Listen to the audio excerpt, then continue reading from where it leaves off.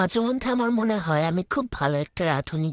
তাই মাংস রান্না করছি, মরিচ করা হলুদ করা দিয়ে দিচ্ছি, লবণ একটু দিয়ে দিলাম। তারপরে হচ্ছে মাংসের ও মা গো এতগুলো পড়ে গেল। আচ্ছা থাক, কিছু হবে না, একটু মানে বেশি পড়লে আর কি বেশি মজা লাগবে। বেশি মশলা দিলে বেশি মজা লাগে, আপনারা জানেন না হয়তো।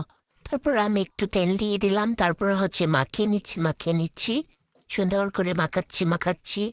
ও মা, আবার আমার হাত জ্বলে নাকি? না না থাক, বেশি মাখাই না, বেশি পরে হাত জ্বললে আবার সমস্যা।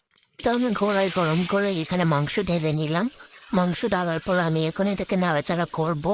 এটা সুন্দর করে ভাজবো, তারপর লাল হবে, দেন হচ্ছে আমি এটা পানি দিয়ে সিদ্ধ করে নিব। তো এখন আমি নাড়াচাড়া দিচ্ছি, সুন্দরই লাগছে, ভালো লাগছে, মনে হচ্ছে টেস্ট হবে। আমার হাতে তো জাদু আছে, আপনারা কেউ জানেন না। আমার রান্না অনেক মজা, আমি নিজে খাই তাই আমি বলতেছি।